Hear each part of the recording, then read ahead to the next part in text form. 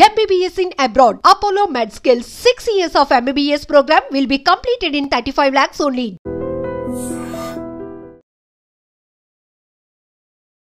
Namaste, welcome to I Dream Inside Politics with Kavita.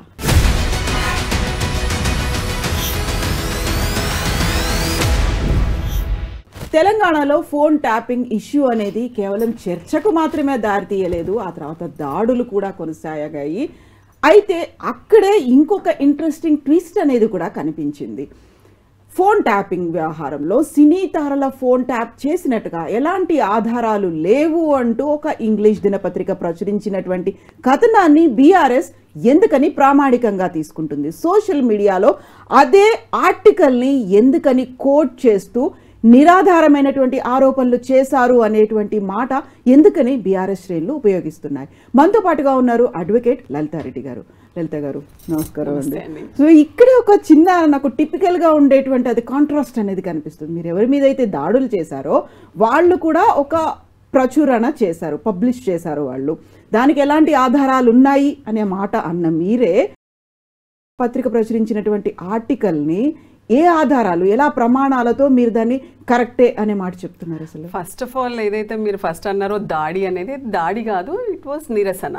So మీరు అందులో చూసినప్పుడు ఏ విధంగా క్యారెక్టర్ అసాసినేషన్ చేసుకుంటూ ఒక ఐ థింక్ 4 or 5 ఫీమేల్స్ని ఒక షాడో లాగా అలా చూపించుకుంటూ ఈ థంబ్నెయిల్స్ పెట్టి, అంటే యాజ్ ఇఫ్ ఇంకా వాళ్ళు కళ్ళతోనే అక్కడ ఉండి చూసినట్టుగానే అలాంటి కథనాలు, అంటే ఒక విమెన్కి సంబంధించింది కూడా, ఒక లేడీస్ని అట్లీస్ట్ వాళ్ళ పరువు ప్రతిష్టలకి కూడా ఎంతో విధంగా అంటే భంగం కలిగేటట్టుగా అలాంటి కథనాలను సృష్టించి అసలు ఏ విధంగా కూడా కేటీఆర్ గారికి సంబంధం లేని ఇష్యూని ఆయన కంటగడుతూ ఏ విధంగా అయితే వాళ్ళు, అంటే అది ప్రచురణ కాదు కదా, లిటరలీ వాళ్ళు కంటిన్యూస్గా వాళ్ళు చూపిస్తూనే ఉన్నారు ఛానల్లో. సో అది నిజంగా కూడా చాలా అభ్యంతరకరమైన విషయమే. మీరేమంటున్నారంటే పేపర్లో ఏదైతే వచ్చిందో అది ఎలా బిలీవ్ చేస్తున్నారని. సో ఆ విషయం వచ్చేసరికి అదే నిజమని మాకు తెలుసు కదా, బికాస్ ఈ ఇష్యూలో కేటీఆర్ గారికి కానీ ఎవరికైనా సంబంధం లేదు. అన్నెసెసరీ ఒక ఫాల్స్ కేసు రిజిస్టర్ అయింది. సో దాని మీద ఇంకా జరుగుతూనే ఉంది, ఇన్వెస్టిగేషన్ ప్రాసెస్లోనే ఉంది. అంటే ఇన్వెస్టిగేషన్ ప్రాసెస్లో ఉన్నప్పుడు ఎక్కడ మీకు కంప్లైంట్లో కానీ ఎఫ్ఐఆర్లో కానీ ఆర్ ఇప్పటి వరకు ఏదైతే ఇన్వెస్టిగేషన్ జరుగుతుందో అందులో అయినా కూడా ఇలాంటివి ఏమన్నా తెలిసాయని కానీ పోలీస్ నుంచి అఫీషియల్గా మనకి ఎలాంటి ప్రెస్ నోట్ రిలీజ్ అవ్వలేదు, ఆర్ వచ్చాయనేది కూడా ఇప్పటివరకు ఏ రిపోర్ట్లో కూడా రాలేదు. రానప్పుడు ఈ పర్టికులర్ ఈ ఛానల్కి అసలు ఆ విధంగా ఎలా రైట్ ఉంది, అసలు ఆ విధంగా ఎలా చేస్తారు? సో ఇక్కడ ఏం జరిగిందంటే ఈ పత్రిక వరకు వచ్చేసరికి ఆ పత్రికని ఇప్పుడు క్రైమ్ రిపోర్టర్ ఉన్నారు కదా, సో ఆయన పోలీసు వ్యక్తులను ఎవరైతే హయ్యర్ అఫీషియల్ ఉన్నారో అఫీషియల్తో మాట్లాడినప్పుడు ఇందులో ఏ విధంగా కూడా సీనియర్ యాక్టర్స్కి సంబంధించిన నంబర్స్ ఏమీ లేవని ఆయన ఒక మాట అనడం జరిగింది.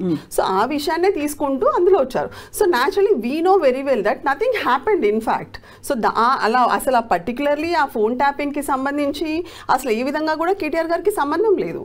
So that is the reason why when fact వచ్చిందో ముందుకి మేము వీఆర్ జస్ట్ సపోర్ట్ చేస్తాం కదా, because that is our version, అంతే కదా. ఇప్పుడు మనమే తీసుకుందాం, యాక్చువల్గా ఏం జరుగుతుంది అనేది ఏదైనా ఇష్యూలో మీకు ఒక ఐడియా ఉంటుంది. సో అది మీరు ఆ ఐడియాని అంటే దాటి మీ మీద ఏదైనా అలిగేషన్స్ వస్తే నిజమేందనేది మీ మనసుకి తెలుసు. ఎప్పుడైతే ఇంకొక పర్సన్ ఆ నిజాన్ని నిజంగా సపోర్ట్ చేస్తూ ముందుకు వచ్చినప్పుడు న్యాచురల్లీ మీరు సపోర్ట్ చేస్తారు, because you know actually what happened అనేది. సో ఎప్పుడైతే మీ నిజాల గురించి ప్రచురించినప్పుడు న్యాచురల్లీ మీరు సపోర్ట్ చేస్తారు. సో అదే జరుగుతుంది. ఇది ఇక్కడ మటుకు ఆ ఛానల్ వచ్చేసరికి ఎంత అన్యాయంగా అసలు వాళ్ళకి ఏం రైట్ ఉంది? ఆ విధంగా వాళ్ళు ఎలా టెలికాస్ట్ చేస్తారు చెప్పండి? మహిళలను ఎలా తీసుకొస్తారు?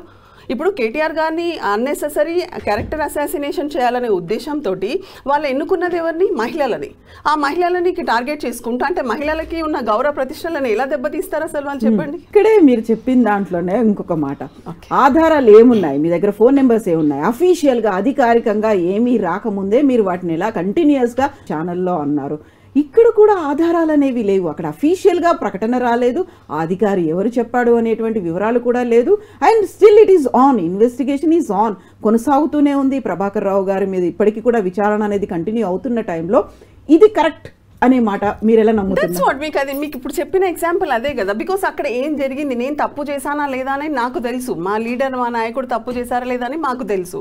సో న్యాచురలీ అదే వచ్చింది అని ఒక వార్త వచ్చినప్పుడు మేము సపోర్ట్ చేస్తాం కదా. ఇప్పుడు నిజంగా కూడా మీరు ఇవన్నీ పక్కన పెట్టేసేయండి, ఇప్పుడు ఛానల్ ఏం ప్రచురించింది, హిందూ ఇప్పుడు పత్రిక ఏం ప్రచురించింది పక్కన పెట్టేస్తే, నిజంగా కూడా ఈ రోజు వరకు ఏమన్నా ఈ కరెక్ట్గా ఈ విధంగా జరిగింది, కేటీఆర్ గారు ఈ విధంగా చేశారు అని ఏ పోలీస్ వాళ్ళన్నా ప్రెస్ మీట్లో చెప్పారా? ఏదైనా కోర్టు ఉత్తర్వులు ఉన్నాయా? ఏమున్నాయి చెప్పండి. కోర్టు నుంచి ఎలాంటి కన్ఫర్మేషన్ లేదు, పోలీస్ డిపార్ట్మెంట్ నుంచి ఎలాంటి కన్ఫర్మేషన్ లేదు, లేకుండా ఇలా తప్పుడు వార్తలు ఎలా ఇచ్చేస్తారు? సో న్యాచురలీ అది ఎప్పుడైతే ఆ మూమెంట్ జరుగుతున్న టైంలో ఈ పత్రిక అంటే ఇంటర్వ్యూన్ అయ్యి సమ్ ఇంటర్వ్యూ కండక్ట్ చేసి ఆ విధంగా వచ్చిందని వాళ్ళు చెప్తున్నారు. Irrespective of anything we know that fact very well that nothing has ever happened like that. So అప్పుడు naturally we will support that కదా. అప్పుడు అలా పోలీసులతో మాట్లాడి వాళ్ళు ఇచ్చేటువంటి ఇన్ఫర్మేషన్ ని మనం కలెక్ట్ చేయొచ్చు అంటారా? యూజువల్గా అయితే చేయకూడదు. ఏదైనా కూడా మిస్ఇన్ఫర్మేషన్ కానీ ఫాల్స్ ఇన్ఫర్మేషన్ స్ప్రెడ్ చేయడానికి రైట్ లేదు. పత్రికలకు కూడా మీకు అంటే ఒక అప్ టు వన్ ఎక్స్టెంట్ పత్రిక అయినా కానివ్వండి, మీడియా ఛానల్స్కి అయినా కానివ్వండి, వాళ్ళు ఒక బౌండరీ హద్దులు దాటకూడదు. సో ఆ హద్దుల్లోనే ఉండాలి. కానీ అలా జరగట్లేదు కదా, మీరు చూస్తూనే ఉన్నారు. ఏ విధంగా అసలు ఒక సినిమా అంటే ఓ డైరెక్టర్ నిర్మాత ఫిలిం ప్రొడ్యూస్ చేసి రిలీజ్ చేయడం కంటే కూడా అసలు టీవీ ఛానల్స్, అది కూడా జర్నలిజం పేరుతోటి ఏ విధంగా అయితే మీడియా ఛానల్స్ ముందుకు పోతున్నాయో, సో అసలు అవన్నీ చేయకూడదు. వాళ్ళకి కూడా మీకు తెలుసు చాలా అంటే I think rules and regulations ఉన్నాయి. You are not suppose to like beyond అట్లా వెళ్ళకూడదు, కానీ జరుగుతుంది. నిజంగా తప్పు జరిగిందా లేదా? మా దగ్గర ఆధారాలు ఉన్నాయి, మా దగ్గర ఆధారాలు ఉన్నాయి, రెండు వర్షన్స్ అలాగే ఉన్నాయి. ఏం తప్పు జరగలేదు అనేది మాకు తెలుసు అనేది. ఎస్, తప్పు జరిగింది, ఫోన్ ట్యాపింగ్ అనేది అయింది, ఏవేవి ఆధారాలు ఉన్నాయో మా దగ్గర ఉన్నాయనేటువంటి వర్షన్ కూడా అదర్ సైడ్ నుంచి వినిపిస్తోంది కదా. సో ఈ అవును కాదు ఈ మనకి యూజువల్ గా పాలిటిక్స్ లో తూతూ మేమే అంటాం కదా, అది ఇందులో కూడా కంటిన్యూ అవడం అనేది ఎగ్జాక్ట్ గా ఏం జరిగింది, ఎప్పటికే అనౌన్స్ చేస్తారు, ఎప్పటికి బయటకు వస్తుంది, ప్రపంచానికి తెలుస్తుందా లేదా? అంటే ఏ కేసు అయినా కూడా తీసుకోండి, ఒక కంప్లైంట్ రాగానే ఏ కంప్లైంట్ వచ్చినా కూడా ఆ పర్సన్ మీద అగేన్స్ట్ కంప్లైంట్ పడిన వ్యక్తిని మనం ముందే ఎన్నో కోర్ట్స్ అంటాయి, వాళ్ళని మనం నేరస్తులు అనడానికి లేదు అంటిల్ అన్లెస్ ప్రూవ్ అయ్యే వరకు. సో ప్రూవ్ అవ్వకుండా అలా లేదు. ఒక కంప్లైంట్ వచ్చింది, సరే అది రిజిస్టర్ అయింది, ఎఫ్ఐఆర్ అయింది, దాని మీద విచారణ కొనసాగుతుంది. ఆ విచారణ అంతా కొనసాగాలి. ముందు ప్రిలిమినరీ ఎంక్వైరీ అవుతుంది, తర్వాత సబ్సిక్వెంట్లీ ఎవరెవరినైతే కంప్లైంట్ ప్రకారము ఆధారాల ప్రకారము ఇన్వెస్టిగేషన్ చేస్తూనే ఉంటారు. సో అది చాలా పెద్ద ప్రాసెస్. అండ్ ఈ థీమ్ ఏదైతే ఉందో, ఈ పర్టికులర్ ఏ కంప్లైంట్ అయితే ఉందో, దీనికి ఇట్ విల్ టేక్ చాలా టైం పట్టే ఛాన్సెస్ ఉన్నది. So maybe some years also పడుతుంది. ఇప్పుడు చూస్తూనే almost I think last year 1 year almost 1 year గా వస్తుంది కదా. So it my take some more time because they have to ఒక పర్టికులర్లీ ఇలాంటిది వచ్చినప్పుడు ఇట్ చాలా డెప్త్ ఉన్న కేసు ఇది యాక్చువల్గా. సో దీంట్లో ఎగ్జామినేషన్ చేయాల్సిన విట్నెసెస్ ఎంతో ఉండొచ్చు. అల్టిమేట్లీ అది నిజమా అబద్ధమా తేల్చాలి, యాక్చువల్గా అలాంటిది జరిగిందా జరగలేదా తెలియాలి. సో ప్రతి కోణంలో నుంచి వెళ్ళాల్సి వస్తుంది కాబట్టి ఇన్వెస్టిగేషన్ అథారిటీకి it will take some time అది. సో ఇప్పుడు ఈ వార్తా కథనం ప్రకారం అయితే సినీ తారల ఫోన్లు ట్యాప్ అవ్వలేదు. Then what about others? అక్కడ జర్నలిస్టులు ఉన్నారు, పొలిటీషియన్లు ఉన్నారు, పోలీస్ ఆఫీసర్ల దగ్గర నుంచి ప్రతి ఒక్కరూ వాళ్ళ ట్యాపింగ్ బాధితులే అనేది వాళ్ళకి పిలుస్తున్నారు. ఈ చూడండి ఈ కాల్ ఇప్పుడు మీరు ఇంతమందితో ఇలా మాట్లాడారు కాబట్టి ఇవన్నీ రికార్డ్స్ అనేవి చూపిస్తున్నారు, ఆ స్టేట్మెంట్స్ అనేవి ఉన్నాయి. దాన్ని ఎలా చూస్తారు మీరు? ఫస్ట్ ఆఫ్ ఆల్ ఇంకా పొలిటీషియన్స్ కూడా పర్టికులర్లీ పొలిటీషియన్స్ కానీ జర్నలిస్ట్ కానీ వీళ్ళందరిది అయ్యిందని పత్రికాముఖంగా ఏదన్నా వచ్చిందా, ఏదైనా అఫీషియల్ గా రిలీజ్ చేశారా ఇప్పటి వరకు?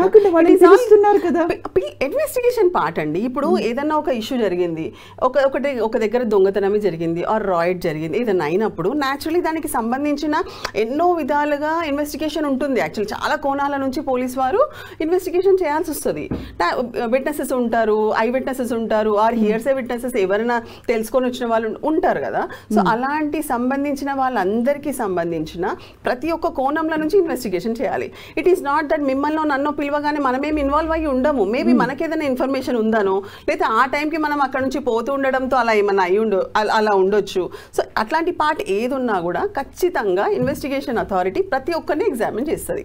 It is not that examination చేయగానే ఏదో ప్రూవ్ అయిందని, కానీ వాళ్ళు ఇంకా డిక్లేర్ కాలేదు కదా.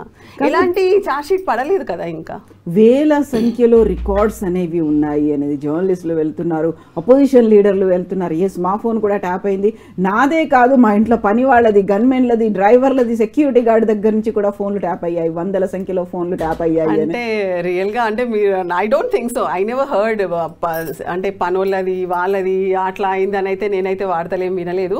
ఇవన్నీ ఏంటంటే గాలి వార్తలు ఏవైతే వస్తున్నాయో అదన్నీ మనం బిలీవ్ చేయాల్సిన అవసరం లేదు. మేబీ అంటే పార్ట్ ఆఫ్ ఇన్వెస్టిగేషన్ కాబట్టి ఒకవేళ వాళ్ళకి ఏదన్నా సంబంధించింది ఉన్నా అసలు ఏ విధంగా చేయాలనుకుంటున్నారు, ఏముంది వాళ్ళు ఎగ్జాక్ట్లీ వాట్ దే హ్యావ్ అనేది we don't know till now. Okay, because we are not at all part and parcel of that investigation కదా. So we never knew about this. So what I'm saying, until unless ఏదో ఒకటి prove అంటే తెలియాలి అక్కడ. And తెలిసిన తర్వాత ఇది prove అయిందని అయితే ఇప్పటి వరకు రాలేదు.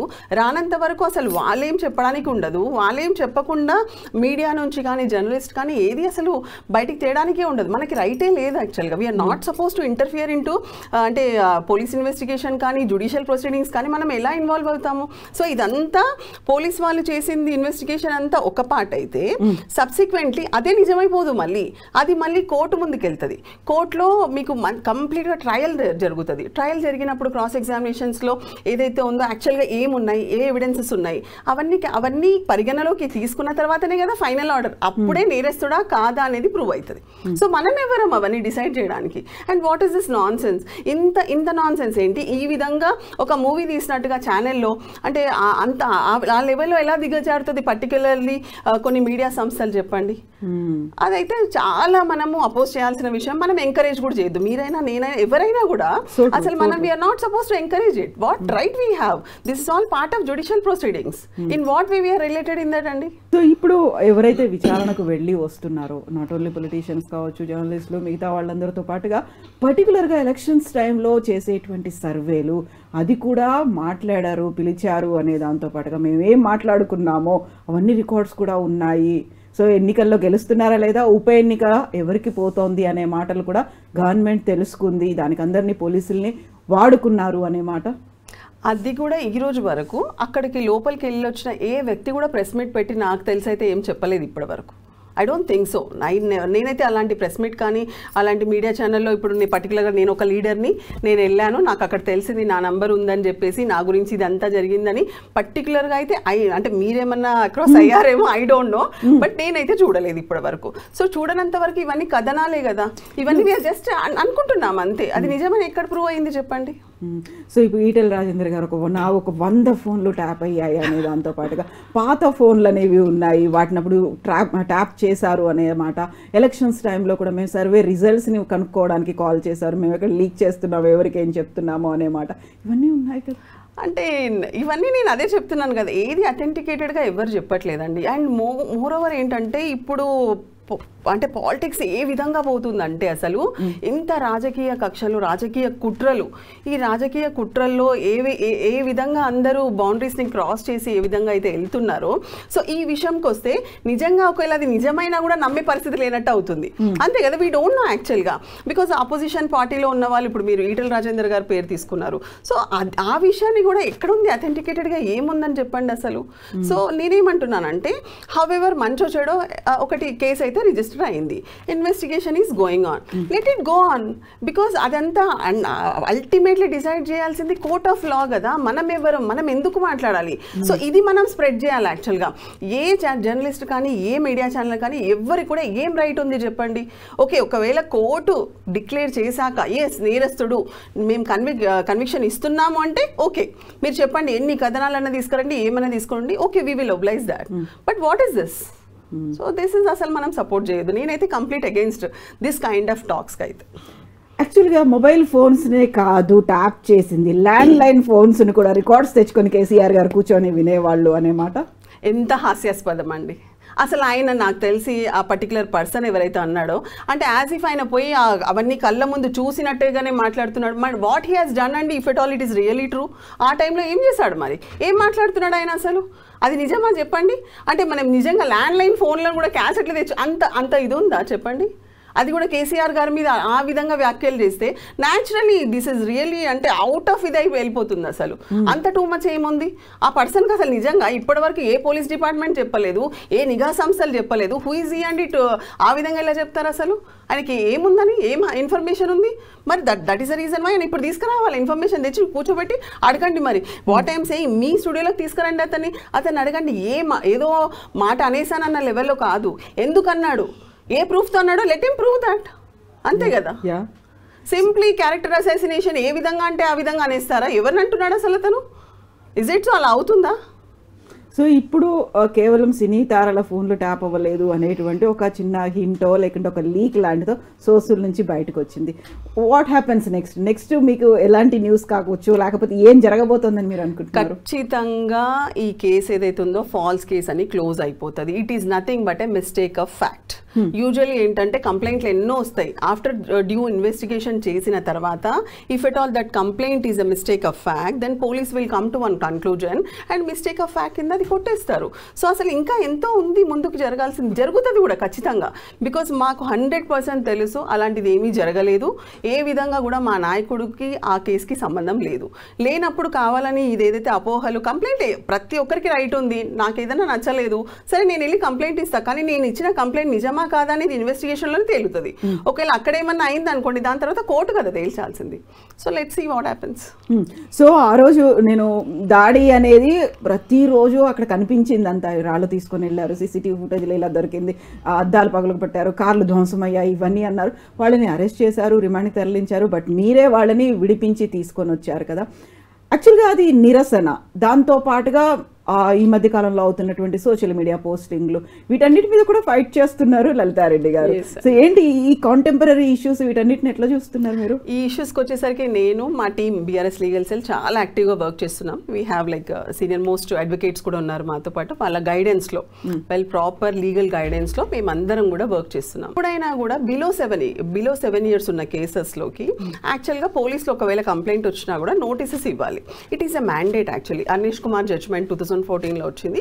దాని తర్వాత subsequently there are many circulars and recently Pratap గది అనేసి ఇంకొకటి 2025లో కూడా ఒకటి సుప్రీంకోర్టు జడ్జ్మెంట్ ఉంది. సో ఇవన్నీ కూడా పరిగణలోకి తీసుకొని యాక్చువల్గా ఏం చేయాలంటే, ఇది సోషల్ మీడియా ఇప్పుడు ప్రతి ఒక్కరికి మీరు అన్నట్టుగా మాట్లాడే హక్కు ఉంది. ఓకే, మన freedom of expression we can మనం ఏమనుకుంటున్నాం అనేది సోషల్ మీడియా ద్వారా మనం అడగొచ్చు.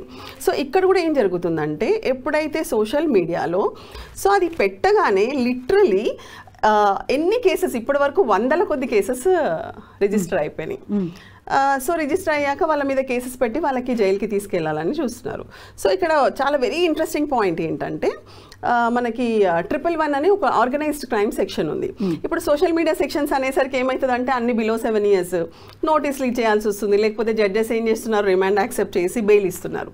సో అలా జరగొద్దు అనడానికి ఏం చేయాలి, ఏ విధంగా అంటే లాని ఏ విధంగా అంటే వాళ్ళ ఇష్టం వచ్చిన విధంగా వాళ్ళు తిప్పుకొని ఒక 111 సెక్షన్ ఉంటుంది. సో అది ఆర్గనైజ్డ్ క్రైమ్ అనమాట. సో దాన్ని ఫస్ట్ మా ఒక సోషల్ మీడియా ఎవరైతే ఉన్నారో తన మీద పెట్టారు.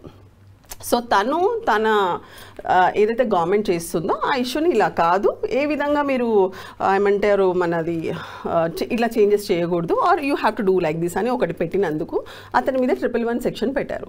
సో అది ఎప్పుడైతే మేము కోర్టుకు వచ్చినప్పుడు మేము చాలా చక్కగా అసలు 111 సెక్షన్ ఏంటి, ఆర్గనైజ్డ్ క్రైమ్కి అసలు ఈ సోషల్ మీడియాకి సంబంధమే ఉండదు, దాంట్లో ఫైనాన్షియల్ బెనిఫిట్ ఉంటేనే వాట్ ఎవర్ ఆ section particular there are many things అనమాట. సో ఆ 111 సెక్షన్ని ఫస్ట్ ఒకసారి హైదరాబాద్లో పెడితే మేము రిజెక్ట్ చేయించాము. ఒక జర్నలిస్ట్, మహిళా జర్నలిస్ట్ రిపోర్టర్ కూడా అరెస్ట్ అయ్యారు, మీకు తెలుసు, చాలా ఇష్యూ అయింది. ఆ కేసులో కూడా వాళ్ళ మీద కూడా మహిళా జర్నలిస్ట్ మీద కూడా ఆర్గనైజ్డ్ క్రైమ్ సెక్షన్ పెట్టారు. సో ఎప్పుడైతే మేము జడ్జి గారికి మొత్తం ఈ సైటేషన్స్ అవన్నీ సబ్మిట్ చేసి ఆర్గ్యుమెంట్ వినిపించాము, అప్పుడు తను ఆ సెక్షన్ని తీసేశారు అందులో నుంచి. సో అది అయిపోయింది. అప్పుడే పోలీస్ వాళ్ళకి తెలుసు. మీరు చూస్తే అసలు ఆ టైంలో కూడా దగ్గర 40 మంది పోలీసులు పోయి ఒక మహిళా జర్నలిస్ట్ని వాళ్ళ ఇంటి నుంచి పట్టుకొస్తారు. యాక్చువల్గా పోస్టింగ్స్ అంటే ఓకే అండి, సోషల్ మీడియాలో దే కెన్ ఎక్స్ప్రెస్ వాళ్ళ వ్యూస్ను, అభిప్రాయాలను, వీటన్నిటిని వ్యక్తం చేసుకోవచ్చు. కాకుంటే భాషను ఏదైతే వాడుతున్నారో చాలా అభ్యంతరకరంగా ఉంటుంది, చాలా డిమీనింగ్గా ఉంటుంది అనేది. మామూలుగా మనం రెగ్యులర్గా ఇలా కూర్చొని మాట్లాడుకోలేని భాషను కూడా ఉపయోగిస్తున్నారు, అలాంటి వీడియోల్ని కూడా పబ్లిష్ చేస్తున్నారు, ఇవన్నీ వస్తున్నాయి కదా, దాన్ని అయితే మనం సపోర్ట్ చేయలేము. Of course we will not support. అదే విధంగా మరి రాష్ట్రానికి ఒక చాలా ఇంపార్టెంట్ వ్యక్తి ఎవరైతే ఉన్నారో మరి తన లాంగ్వేజ్ ఎలా ఉంది అంటే ఇంట్లో ఎలా ఉంటుందంటే ఒక తండ్రి లాంగ్వేజ్ ఎలా ఉంటే పిల్లల లాంగ్వేజ్ అలాగే ఉంటుంది naturally. So who has started this exactly? మీరు ఇంతకుముందు చూసినప్పుడు మన దగ్గర అసలు ఈ 15 months ముందు అలాంటిది ఏమీ లేదు. మీరు ప్రతి సభలో మీరు స్కూల్ ప్రోగ్రామ్స్కి వెళ్ళినా, కాలేజ్ పిల్లల దగ్గరికి వెళ్ళినా, ఎక్కడికి వెళ్ళినా కూడా ఏ లాంగ్వేజ్లో జరుగుతుందో ఆ లాంగ్వేజ్ని చూసి అలాంటి పర్సన్స్కి మరి అదే లాంగ్వేజ్ అనేసి పబ్లిక్ ఆ విధంగా రియాక్ట్ అయ్యారు. బికాస్ మీరు చెప్పిన ఈ లాంగ్వేజ్ ఏదైతే ఎప్పుడు యూటిలైజ్ అయింది అంటే ఎప్పుడైతే రైతులు గోసపడ్డారో, లగచర్ల ఇష్యూని తీసుకోండి, ఆర్ మీరు మూసీ ఇష్యూ తీసుకోండి, హైడ్రా ఇష్యూ తీసుకోండి, అంటే వాళ్ళకి పబ్లిక్ ఫ్రస్ట్రేషన్ లెవెల్. బికాస్ వాళ్ళ లైఫ్ టైం ఎర్నింగ్ కదా, నేను ఈ లైఫ్ టైం ఎర్న్ చేసి నేను ఇల్లు కట్టుకుంటే రాత్రికి రాత్రి వచ్చి కూల కొడితే నా పరిస్థితి ఏంటి? సో ఆ విధంగా ఎంతోమంది సఫర్ అయ్యారు. So that was their pain.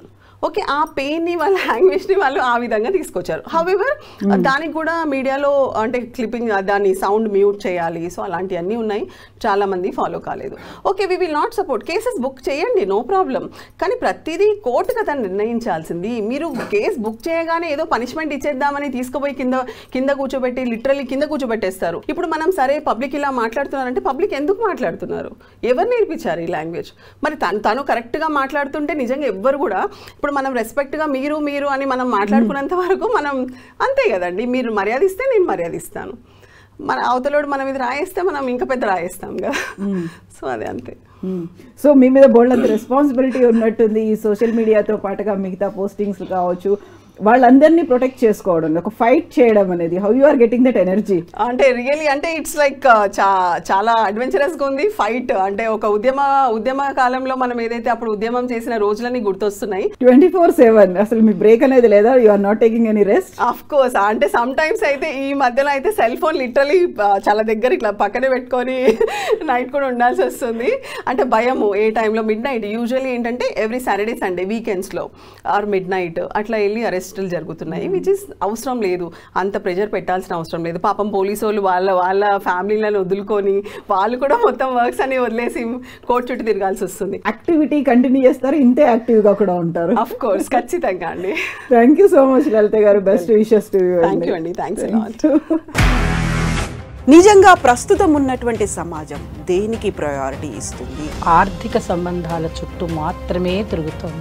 మళ్ళీ ఎన్నికలంగానే చాలా విరక్తి కలుగుతాను. మంచి అనిపిస్తుంది కదా, లేడీస్ కూడా ఛాలెంజింగ్ జాబ్స్ చేసినప్పుడు చాలా బాగుంటది. ట్రాఫిక్ అసిస్టెంట్స్ గా నియమించిన ట్రాన్స్జెండర్స్ అందరితో సాల్యూట్ చేయించుకుంటున్నారు. ఫుడ్ డెలివరీ ఇవ్వటానికి వెళ్ళినటువంటి డెలివరీ బాయ్ అనిల్ పై కళ్ళ ముందు